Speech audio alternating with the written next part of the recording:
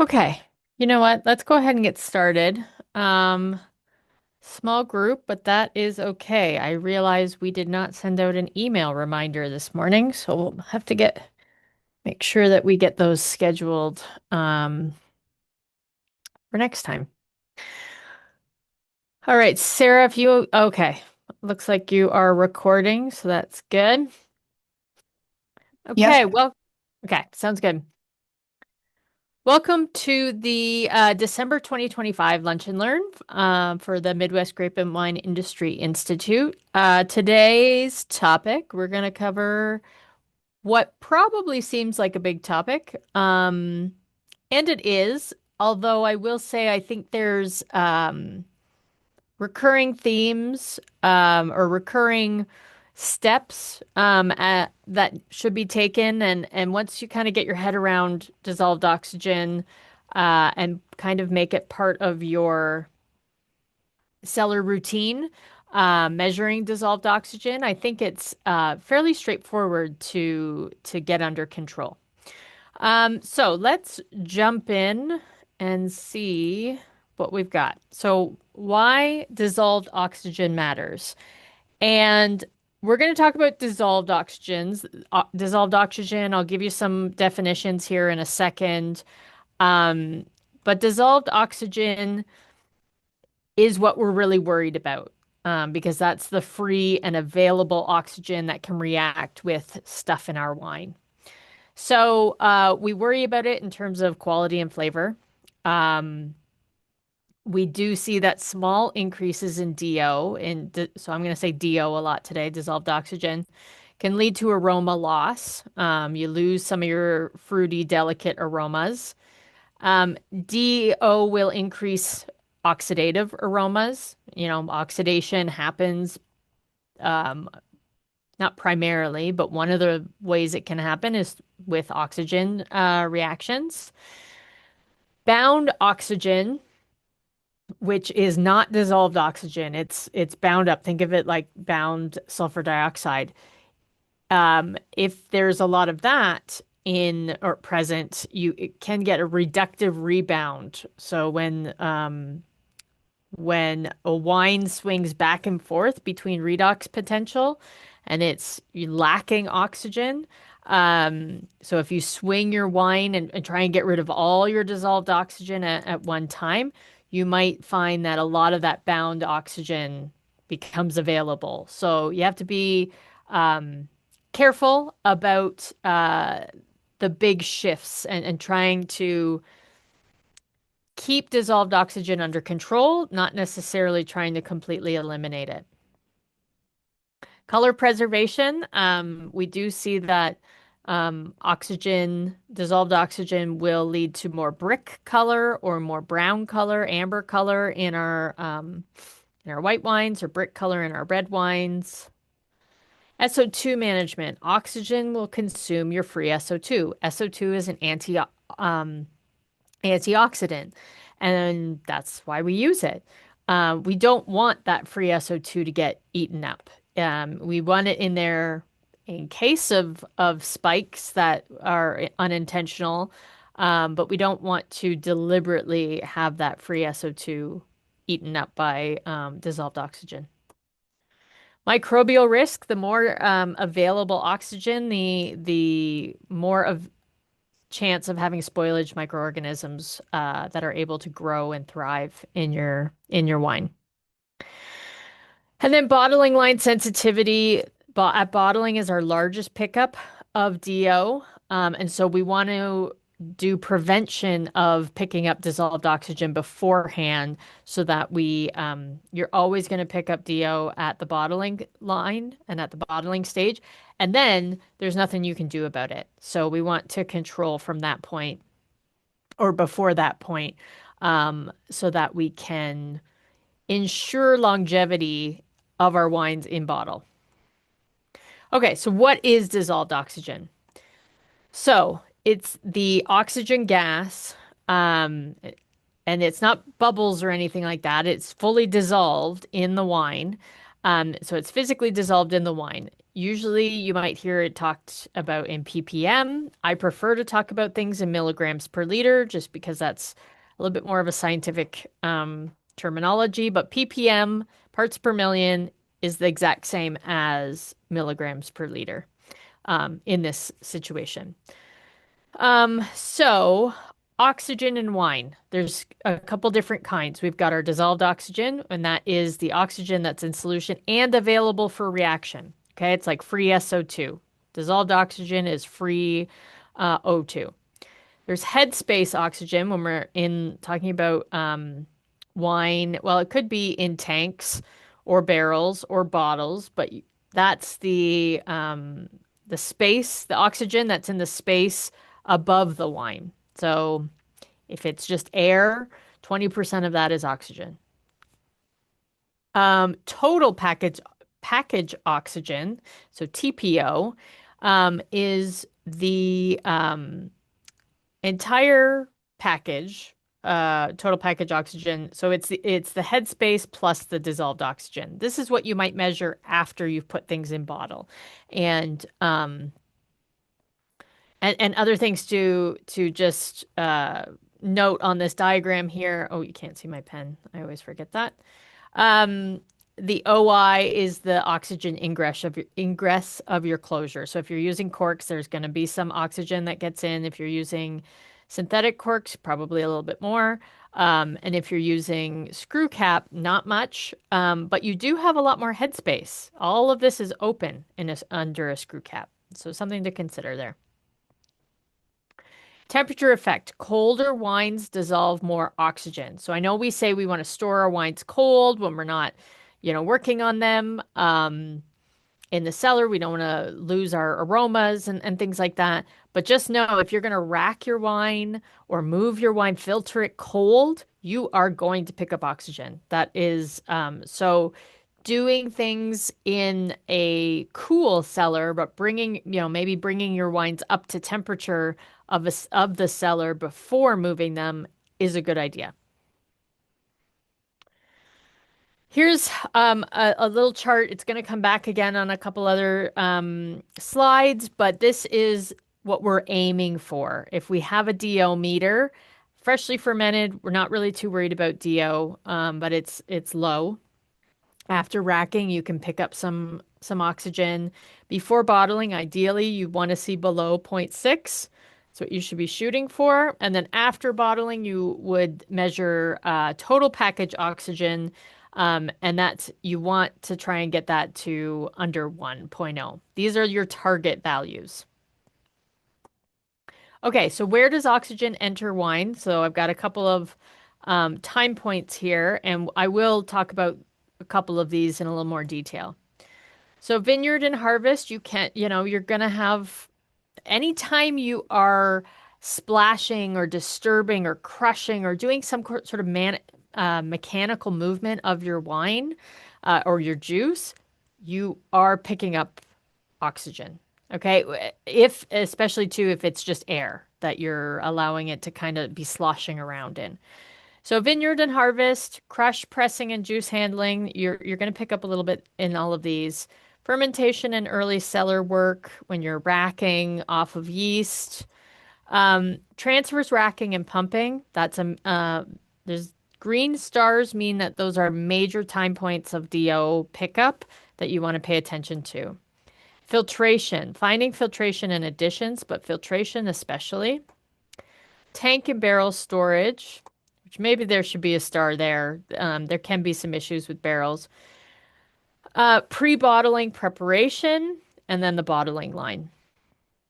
Okay, so let's look at a couple of these. But overall, what are we talking here? This is just a quick little chart, and these are average. I mean, you might say, "Oh, but I read an article about this," or I test my DO and it's this. These are just very average, but you could see, what I want you to see here is that racking and transfers is a large pickup. Filtration, another large pickup of oxygen. These might be ones where you want to measure your DO before, measure it afterwards, see how much you're picking up. Maybe add some sort of nitrogen or add some sort of inert gas sparging in this process.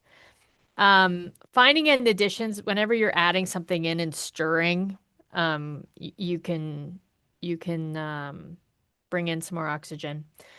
Pre-bottling, when you're doing maybe that filtration pre-bottling or doing additions and things like that. But the bottling line is your biggest, where you're moving, you're sloshing it around, you're introducing it into a bottle that might be full of air.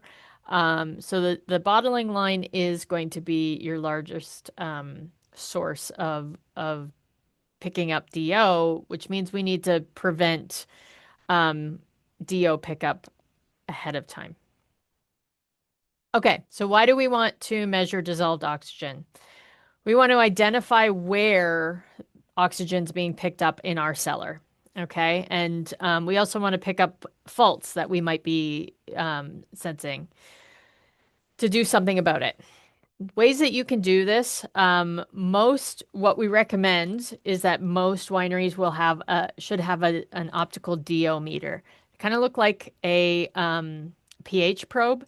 And some of them can hook up to like a Vinmetrica or something like that. There are some systems that are multifunctional in terms of what you can hook into these display units. This one's from Hannah. So Hannah makes a lot of winemaking. I will say I did a really quick search over the weekend. They're not that cheap. I think there are cheap options which are run you a couple $100. I would say 500 to 700. You could probably get a decent one. Over 1,000 though was kind of the common price I was seeing for some of these. Is even like these handheld ones. Do your research, look at what works for you, see if there are small equipment grants out there in whatever state you're in. I do think though that uh, these are going to be a necessary and something that we recommend people start using meter. You can get an inline sensor. They though hook into your not your hose, but a line that's coming right out of your tank. So you would use these if you were a large operation, if you were doing a large volume filtration or a large volume bottling line. I doubt that um, many Midwest wineries, maybe some breweries, some large breweries, but I doubt many of the smaller wineries will have these. The optical DO meters are going to be the easiest, quickest way to go about this for our smaller wineries. And you could, directly measure right in the tank or measure in bottles or things like that. When should you be measuring? So the recommendation, and I know when we recommend things, a lot of times you're like, Aaron, that's a lot. I get it. If you can add some of these into your SOPs, let's say that you have in your or your just your standard operating, your own processes, if you get used to it, make it habit to check your DO before and after racking, before and after filtration, before and after blending, and any pre-bottling. This is going to give you an idea of how much did I pick up during that unit operation, during that process. I really am hoping we did get a meter here at the Institute earlier this year, and I'm really hoping to do some research on some of our cultivars. I think we don't have the potential to bind up that oxygen.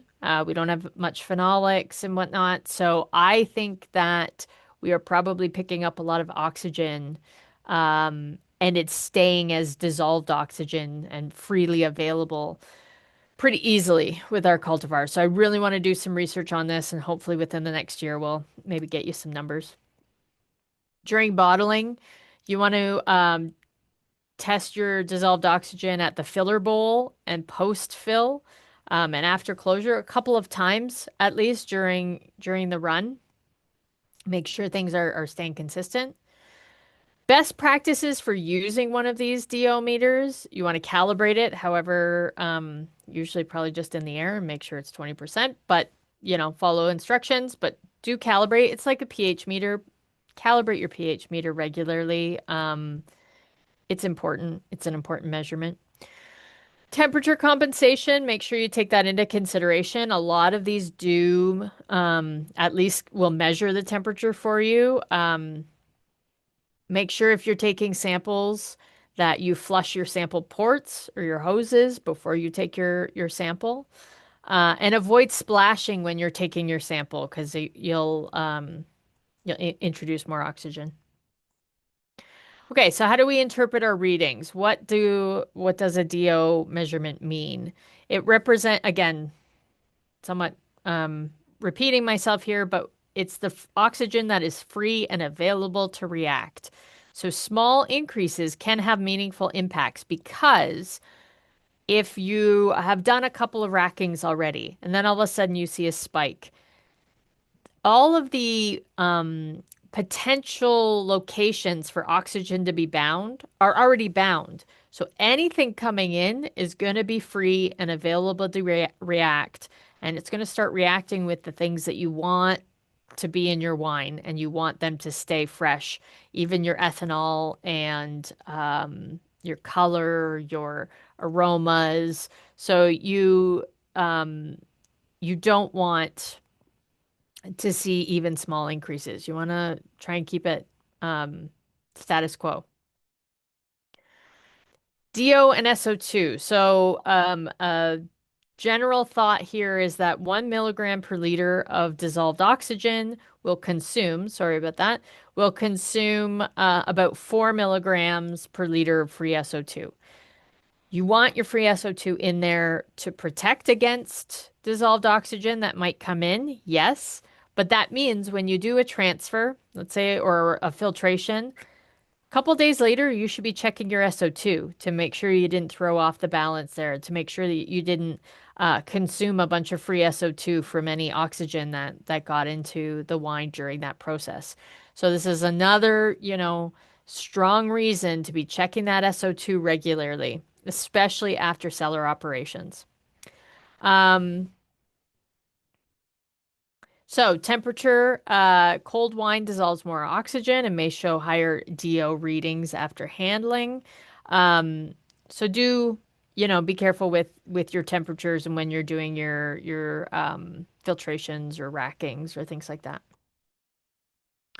Repeated DO increases at the same step should be investigated. So if you get into the habit and you notice that every time you're filtering, you're seeing a big spike in DO, figure out if is there something leaking? Is it something to do with the pump? Is it something to do with the filter housing? Is it the type of filter?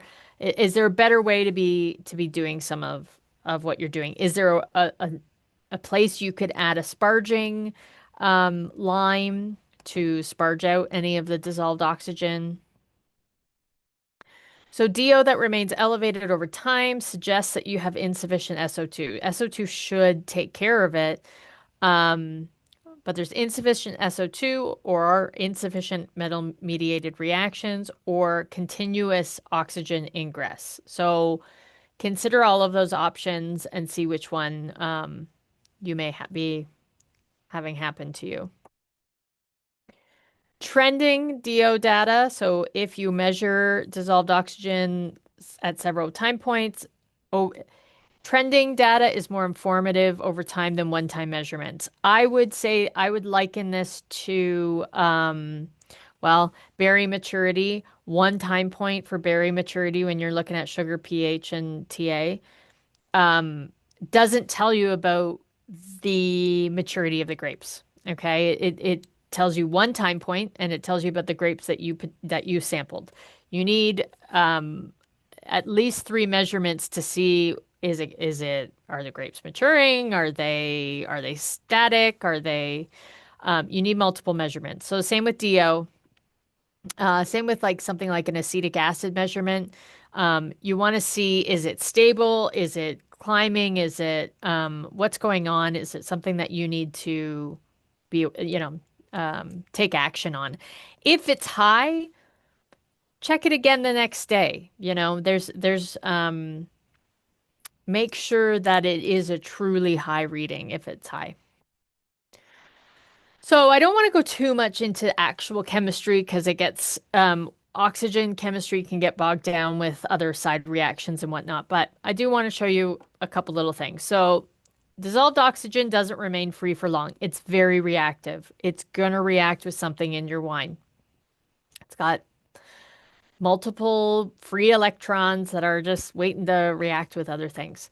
So the key reaction partners are phenolics, which again, we don't have a lot of in our red wines in our hybrid cultivars. So it's looking for something else after that. It's going to react with SO2. It's going to react with metal ions. So a couple of pathways. I know I don't want to go into them too much, but what I do want to point out here is there's different places for oxygen to go. It can react with many different things, and we can see loss of thiols, so loss of fruity aromas because of oxygen coming in. We can get these aldehydes forming, so that's what forms the bruised apple. Acetaldehyde is bruised apple. Aroma or other oxidative products that change your color and whatnot. And then it can react with our SO2 to create these different species. So oxygen comes in. It does do some reactions with iron and it makes quinones, but that's besides the point. Oxygen's going to come in. It's going to react, and then it's going to cause a cascade of other problems. So let's avoid it. So, managing during your cellar operation. So, here's just some best practices. Use inert gas, use CO2, use nitrogen, or use argon. Argon's the most expensive, but it is the most effective because it's heavy and it will occlude oxygen from being at the top, being against the wine. Flush hoses, pumps, filters, purge your receiving tanks before you put wine into them. So flush out the oxygen, flush out the air that is in your receiving tanks. During transfers and racking, use a closed loop system. So don't just have them splashing all over. And uh, Meaning as well, don't just have it hooked right up into your tank and transfer from that into another tank. Avoid splashing for multiple reasons, but avoid splashing. Once your wine is finished fermenting, we don't want to splash anymore. Control your flow rate. Sometimes fast isn't the best. You want a consistent flow rate so that you're not splashing and introducing air. And fill the tank from the bottom, so don't splash it over the top. So minimize your tank headspace, which is called ullage. Maintain an inert gas blanket. And if you're using something like a variable capacity tank or really any tank, you should be topping up that headspace uh, regularly. Every couple of weeks, you should be going in and introducing more gas on the top of that headspace. Check your valves, check your gaskets regularly, make sure they're nice and tight, make sure they're fitting well. Prepare your additions under inert gas. So you can prepare them in a bucket under inert gas or introduce them with some inert gas. Minimize your agitation. So recirculation should be done gently. I mean, I get it. You've got to get it to dissolve. So there's a balance there. Filtration. Thoroughly flush your filter pads or your filter media with inert gas before your wine filtration. Monitor your DO before and after. That's a big one that we say. That and racking. Monitor before and after. Make sure you're not picking up too much. And then temperature. Remember that temperature does make a difference. Barrels, I just wanted to say a couple of words about barrels. We usually want the oxygen ingress when we are aging wine in barrels. That's usually a positive thing in winemaking. But just know that barrels will allow continuous oxygen ingress. Wood, not just wood, but the way barrels are constructed with the staves and whatnot, oxygen gets in. It's not a fully gas tight. It's a liquid tight situation. It's not a fully gas tight situation. New barrels have higher oxygen permeability. Make sure you're topping up. So that's the ullage, right? Up here is the ullage. Make sure you're topping that up regularly. At least once a month, you should be barrel topping. Um, Maintain cellar humidity. So drier cellars will have oxygen flowing into the barrels at a higher rate. Monitor your DO and your SO2 in wine in a barrel. I wouldn't, if you've got a whole, a batch of, let's say, 10 barrels for one wine, take a representative sample of the whole lot and then test DO and SO2. When you're racking to tank from a barrel, just know that that's a high risk oxygen ingress event. So be aware of that. You might want to measure before and after. It is technically controlled, having wine in a barrel, controlled oxygen exposure. Um, but do check it and make sure that your barrels aren't, creating spikes or anything like that. So bottling is our biggest time that we're going to see oxygen in entering the wine. So how do we, what do we do to minimize the oxygen ingress, the oxygen pickup? So oxygen added during bottling, it's got no time to be consumed before the bottle is sealed. There's nothing you're going to do. You're going to seal that bottle right away, and then what's going to happen is going to happen. So you want to make sure that your wine is in good order before putting it into that bottle. So pre-bottling, you want your DO to be less than zero point 0.6 because we know we're going to pick a little bit up. Ensure that you've got the correct amount of SO2 in your wine. Base that on your pH and your whatever style of wine you're making. Purge your bottles with inert gas. So I highly recommend that people do this. There's little machines out there that rinsers that you can get, and you can rinse with water as well. We tend to just rinse with nitrogen gas for a couple of seconds upside down um, on our little purging system. But highly recommend that you do this. You want to try and get out as much air and as much oxygen as possible. Flush your lines in your filler bowl with inert gas before filling.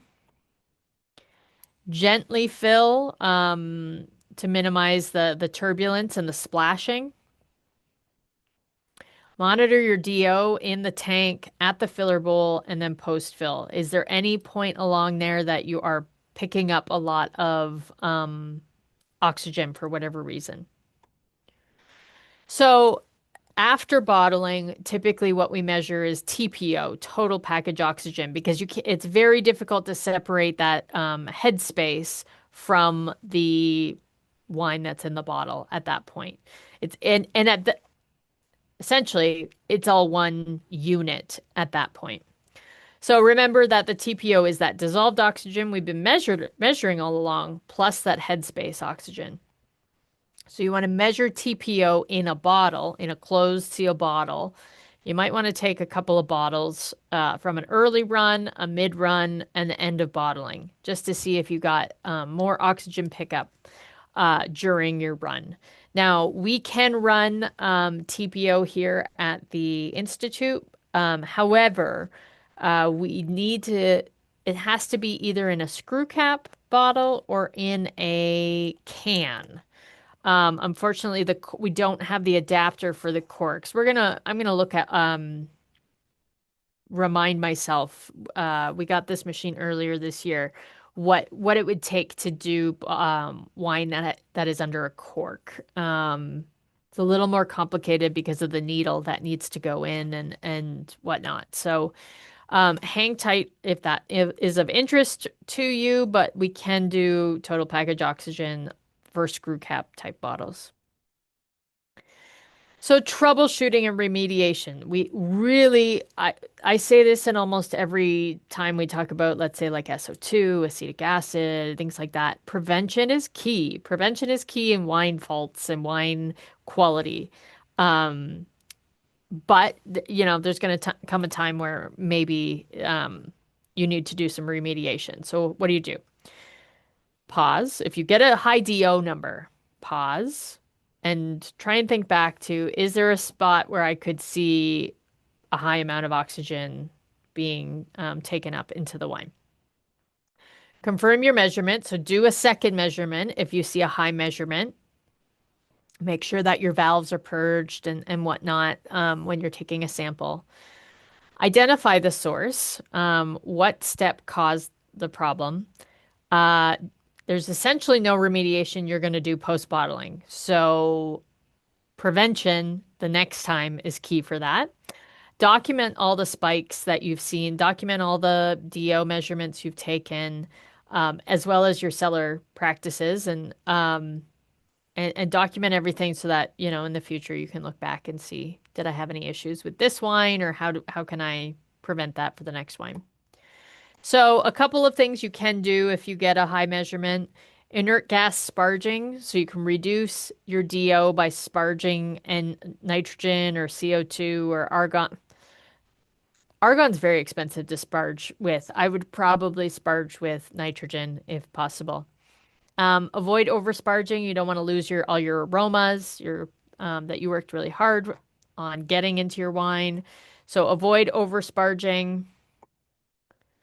SO2 adjustment. So only after you figure out where the oxygen source is coming from, adjust that SO2 back in there so that there's something protecting the wine. Free SO2 will protect against uh, another spike in DO. Blending, if you know it's a problem and you really don't want to put it in bottle because you know the DO is really high, you could blend two wines to lower dissolved oxygen. And so time will help. Some oxygen is going to be consumed. You can't control, though, where it's going to be consumed. You can't say, oh, well, hopefully the free SO2 will take care of that. Hopefully, but it could react with your aromas. It could react with your color. It could react with your phenolics. It's going to react with whatever it bumps into. And so try not to take you know, this last point is not always the best. Doing some sparging and SO2 adjustment, whatnot, but some DO will react and be consumed in that way. So to wrap up, DO is controllable. You can, you know, we talk about something like acetic acid, and I usually say, if acetic acid starts to creep up, there's not really much you can do about it. Blending, maybe, but really in that particular wine, there's not much you can do to get it back down. DO, on the other hand, there are a couple of things you can do to get that dissolved oxygen concentration back to where you want it. But prevention is always key in any winemaking situation. I think prevention is the way to go. So we do recommend that you measure DO at high risk operations. So racking, filtration, bottling, those are some high risk operations. Luckily, I think once you get to racking or filtration, things have calmed down in the winery and we can take our time and do things properly. But document all of those steps as well and document all of your DO measurements that you take. And all of the maintenance, the calibrations you do, document that. Keep a log for your DO meter and when you calibrate it and when you do maintenance on it. Remediate carefully and try to identify the problematic steps. So that's back into the prevention. But do remediate and don't just Don't just leave wines and assume that time, yes, it's gonna, time will solve everything because it'll just react. Yeah, but then it might react with things that you don't want it to. Low DO at bottling is what we're shooting for, and that should improve our shelf life and our longevity. This is something that I think in our hybrid wines that we grow in the Midwest, I think we have some longevity, shelf life, longevity issues, and you don't usually see wines staying really fresh after a couple of years. And so I'm wondering if DO is a major problem that we need to start measuring. I know some people do have DO meters. I'd like to do a little more in-depth, survey to see who's using a DO meter, where are they finding DO pickups and things like that. I did want to point out there's another webinar that may be of interest to you from Penn State Extension. They're another great resource, and they've got other documents and websites and fact sheets and things like that. So I wanted to pick that up, put that up to say, please go and watch Molly Kelly. It's a free webinar on their website, and knowledge will, is helpful, right? Just to get a different perspective of dissolved oxygen. And so I just wanted to say, please reach out to myself. Please reach out to Sarah. Sarah's online here today too. But she will be, potentially visiting some of you to, and this may come up, this idea of dissolved oxygen. Check out our website. There are some resources on there. We do in our lab services, we can measure TPO if it's screw caps or cans for sure. Um, Corked wines under a cork or synthetic cork are more challenging. Um, and I will have to get back to everybody, but please reach out if that's of interest to you. And then for the 2026 Lunch and Learns, we will have our first one on Monday, January 5th at noon, just like always, first Monday of the month. But send us your hot topics. What have you run into this year, maybe with harvest or in the growing season? I do want to ask Randall Voss to come back and do talk about a couple of things that have come up over the year. Some ideas that we've learned from growers that are working well and that we can share back out. But please let us know what are some of the topics that you are interested in, or maybe you've read a recent article, or I don't know, whatever's on your mind, and we are happy to cover it. We haven't set the 2026 schedule exactly yet, so I'm open for suggestions.